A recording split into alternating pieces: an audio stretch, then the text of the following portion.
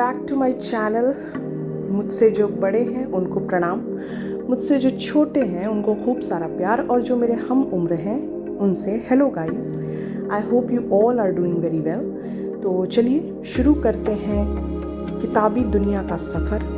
अपने कमर की पेटी बांध लीजिए और एक कप चाय या कॉफ़ी के साथ इस सफ़र का आनंद लेने के लिए तैयार हो जाइए। तो आज जिस किताब के बारे में हम बात करने जा रहे हैं वो हर एक जीवित व्यक्ति को पढ़ना चाहिए, क्योंकि वो बात करती है मृत्यु के बारे में।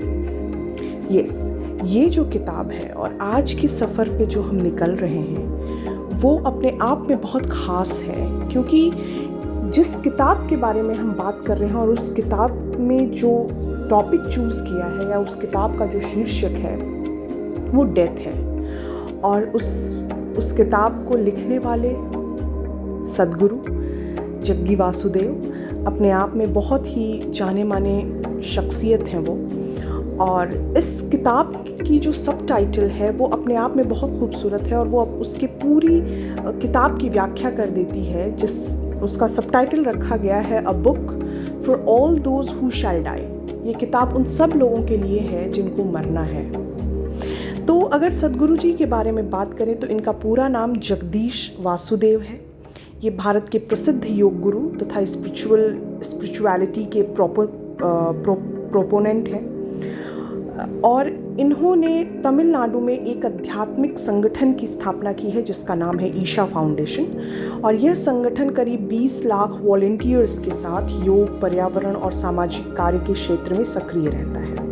अब आते हैं किताब पे। किताब की अगर भाषा की बात करें तो ये बहुत ही सिंपल और साधारण भाषा में है, लेकिन जिन लोगों को हिंदू माइथोलॉजी के बारे में जानकारी नहीं है या जिनको हिंदू ट्रेडिशनल वैल्यू से जो अनभिज्ञ हैं या जिनको उनके बारे में जानकारी नहीं है, तो उनके लिए ये किताब थोड़ी सी कठिन हो जाती है, क्योंकि इसमें कुछ ऐसे शब्दों का प्रयोग है जो कि हिंदू ट्रेडिशनल वैल्यूज से काफ़ी हद तक निकल के आते हैं, या उन शब्दों को जानने के लिए आपको माइथोलॉजी और ट्रेडिशनल वैल्यूज़ को जानना ज़रूरी है। तो ये जो किताब है ये सद्गुरु जी की जितनी टीचिंग है अबाउट डेथ के बारे में उनके जो भी विचार रहे हैं या जो भी वो नेशनल इंटरनेशनल लेवल पे अपने विचार प्रकट करते रहे हैं, उन सब का एक ये संकलन है जिसमें वो डेथ के बारे में बात करते हैं। तो डेथ अगर हम टॉपिक पे आएँ तो ये बहुत ही एक मूल प्रश्न है मृत्यु, और हर एक पल अगर देखा जाए तो हम मर रहे हैं अंगों और कोशिकाओं के स्तर पर। मतलब हम हर गुजरता हुआ पल हमारे लिए मृत्यु को हमारे और करीब लेके आ रहा है। अगर आप बस जागरूक हो जाएं एक पल के लिए, अगर आप महसूस करना शुरू करें तो जो भी सांस हम ले रहे हैं हम जीवित हैं, और जब वो सांस हम छोड़ देते हैं तो वो मृत्यु है। क्योंकि अगर हम वो सांस वापस ले नहीं पाए तो वही कहा जाए तो वो मृत्यु का एक अपने आप में सिंबल है। मृत्यु के विषय में हर कोई नहीं जानता, और ये विषय इतना अपने आप में इतना गंभीर विषय है, क्योंकि उस पर बात करने से हम परहेज़ करते हैं, उससे संबंधित हम अवॉइड करते हैं क्वेश्चंस को, या ये कहा जाए इस पूरे टॉपिक को ही हम अवॉइड करते हैं। तो जिस किताब के बारे में हम आपसे बात कर रहे हैं डेथ, ये इन्हीं प्रश्नों के जो भी मृत्यु से संबंधित आपके मन में जिज्ञासाएं रहती हैं, जिस पे आप खुलकर बात नहीं कर सकते, वो उन सभी विषयों को ये किताब जो है मृत्यु को लेके आपको थोड़ा सहज महसूस कराएगी, क्योंकि उन सभी विषयों पे इस किताब ने बात किया है। मृत्यु जो है वो कहीं ना कहीं जीवन की आधार रेखा है अगर देखा जाए तो। अगर आप मृत्यु को नहीं समझ सकते तो आप जीवन को भी नहीं समझ पाएंगे। तो ये किताब कुछ इसी तरीके की बातें आपके सामने रखती है। अब इस किताब के अगर हम कंटेंट की बात करें तो सबसे पहला कंटेंट इसमें अपने आप में है कि पार्ट 1 जो है ये इस किताब का, वो आपको बताता है कि life and death is one breath. ठीक है, एंड व्हाट इज़ डेथ है क्या, ये आपको ये किताब बताएगी। प्रोसेस ऑफ डेथ क्या होता है, किस तरीके का प्रोसेस होता है, and what is the quality of death. ठीक है।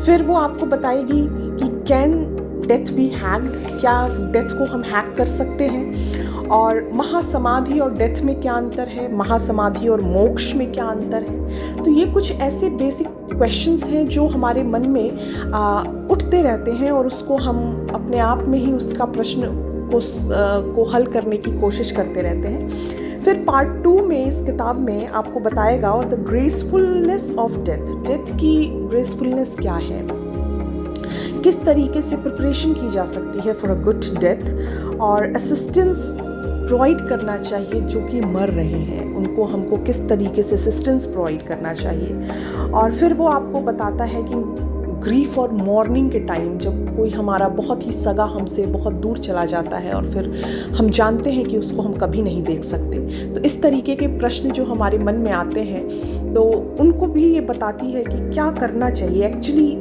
एसेंशियल नेचर क्या होना चाहिए उस ग्रीफ का। और फिर पार्ट 3 में ये बुक आपको बताएगी लाइफ आफ्टर डेथ, कि लाइफ आफ्टर डेथ है या नहीं है। और फिर उसमें आपको लाइफ ऑफ अ घोस्ट पता चलेगा, ये जो सवाल हमारे दिमाग में उठते हैं। फिर रीइनकार्नेशन के बारे में ये बात करती है। और फिर वो आपको बताएगी कि वन ड्रॉप ऑफ स्पिरिचुअलिटी क्या है, कि how spirituality connect you with death. और फिर जब आप स्पिरिचुअलिटी के रास्ते पे निकलते हैं तो ये किस तरीके से, ये जो टॉपिक है जो अपने आप में बहुत ही गंभीर विषय है और उसको हम अवॉइड करते हैं, और जब हम स्पिरिचुअलिटी के पाथ पर आते हैं तो ये जो बहुत ही बेचैन कर देने वाला सब्जेक्ट है ये किस तरीके से बहुत ही सहज हो जाता है हमारे लिए। तो ये जो किताब है डेथ, ये कुछ इसी तरीके की बात करती है। अब अगर हम सद्गुरु की बात करें और सद्गुरु की इस किताब के माध्यम से जो कई सवालों के उत्तर दे रही है उसके बारे में अगर हम बात करें तो उसकी कुछ जो टॉपिक है या कुछ जो उसकी कोट्स हैं वो मैं आप यहाँ पे कोट करना चाहूँगी। वो कहते हैं कि नश्वरता और मृत्यु को अनदेखा करना सबसे बड़ी अज्ञानता है। अगर आप डेथ को अवॉइड कर रहे हैं या डेथ के क्वेश्चन को अवॉइड कर रहे हैं तो ये कहीं ना कहीं आप अपने आप को उस रियलिटी से अनभिज्ञ कर रहे हैं जो होनी है। तो ये एक शाश्वत सत्य है मृत्यु, और अगर हम उस चीज़ से अपने आप को अनभिज्ञ रख रहे हैं तो ये ड्यू टू आवर इग्नोरेंस, हम इग्नोरेंट हो रहे हैं और हम जानबूझ के इग्नोरेंट हो रहे हैं। तो इसमें इसी तरीके की चीज़ों के बारे में सद्गुरु हम लोगों को बताते हैं। और फिर वो कहते हैं कि सबसे सहज होना, मतलब अगर सहज तरीके से आप जीवन जीना चाहते हैं तो आप अपनी सांस लें और दूसरों को अपनी सांस लेने दें। जब आप दूसरों के सांसों का फैसला करने लगते हैं तो कहीं ना कहीं आप अपनी जीवन से फिसलने लगते हैं। आप भूल जाते हैं कि आपको यहाँ सिर्फ अपने लिए भेजा गया है, दूसरे को वो अपनी जिम्मेदारी उसकी खुद की है, वो आपकी जिम्मेदारी नहीं है। ईश्वर ने आपको गिनी चुनी सांसें दी हैं, उन गिनी चुनी सांसों को आप किस तरीके से इस्तेमाल कर रहे हो ये मुख्यतः आपकी रिस्पॉन्सिबिलिटी है। और अगर आप अपनी रिस्पॉन्सिबिलिटी अच्छे से नहीं निभा रहे हो तो इसके जिम्मेदार आप खुद होते हैं। और वो मतलब बहुत ही दुर्भाग्यवश बात है कि बहुत सारे लोग केवल तभी जीवंत हो पाते हैं जब मृत्यु उनके सामने खड़ी होती है। तब आपको एहसास होता है कि यार हम दूसरों के चक्कर में अपनी ज़िंदगी तो जीना ही भूल गए। और आप मृत्यु का इंतज़ार मत करिए। अगर आप मृत्यु को वाकई मतलब आपको समझना, मतलब मृत्यु से अगर आपका एकाकार होना ही है तो आप जीवन को समझिए। जिंदगी और मृत्यु के बीच का जो सफ़र है वो जीवन होता है, और उस जीवन के सफ़र को आप तभी जी सकते हैं जब आपका पूरा फोकस आपके खुद के ऊपर हो, ना कि दूसरों के ऊपर। और ये हमारी दुर्भाग्य, मतलब हमारा दुर्भाग्य है। ये किताब आपको समझाती है कि आपका दिमाग जो है, मतलब कई सारी चीज़ें, आपका दिमाग, आपकी परिस्थितियाँ, आपके लोग इर्द गिर्द, समाज के कारण कुछ ना कुछ सोचकर आप अपनी भावनाओं में बहने से खुद को रोक लेते हैं। और वो जब आप खुद को रोकते हैं तो आपने जीवन को एक बंधे हुए तरीके से जिया, आपने खुल के नहीं जिया। और जब मृत्यु आपके सामने आती है तो उन सभी पलों को आप याद करते हो जब आपने कुछ ऐसे फैसले लिए जो कि आपको नहीं लेने चाहिए थे और आपने किसी और के दबाव में लिए। तो तो ये कुछ ऐसी बातें हैं जो इस किताब में आपको बताती है कि वास्तव में जीवंत होना किसको कहते हैं, किसको कहते हैं जीवन।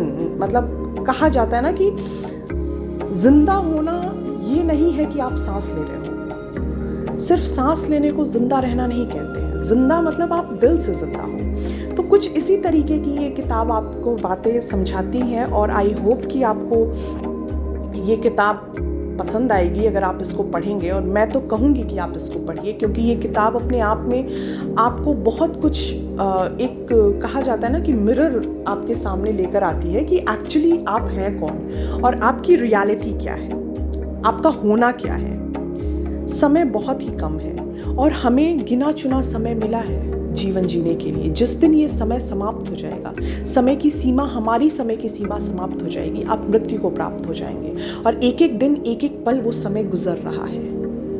आप इस समय अगर आपने जीवन को छोड़ के या जिंदा होना छोड़ के आप किसी और की दुनिया और किसी और की ज़िंदगी में व्यस्त हैं, उसके लिए आप बहुत परेशान हैं, तो एक पल आप रुकिए, ठहरिए और खुद के लिए सोचिए कि आपका क्या कर्तव्य है अपने जीवन के प्रति। दूसरे का जो कर्तव्य है वो निभा ले जाएगा, वो उसका लुकआउट है, वो आपका लुकआउट नहीं है। तो ये जो कुछ चीज़ें हैं ये बहुत अद्भुत तरीके से इस किताब में दिया हुआ है। और मेरा मानना है कि अगर आप इस किताब को एक बार पढ़ेंगे तो आपका जीवन जीने का तरीका ज़रूर बदल जाएगा।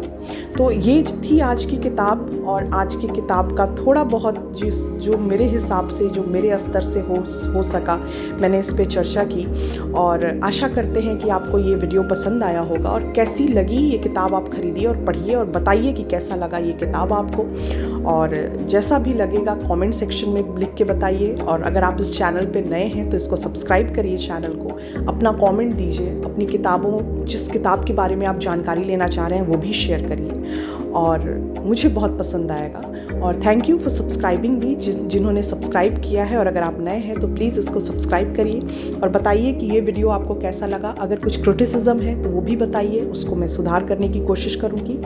और इन्हीं शब्दों के साथ आशा करते हैं कि आपको आज का वीडियो पसंद आया होगा, अच्छा लगा होगा और आपको कुछ एक नई किताब के बारे में कुछ जानकारी मिली होगी। तो आज का सफ़र यहाँ तक ही, and thank you for watching this video. I hope you all are good, or take care of yourself and your family. Thank you for watching.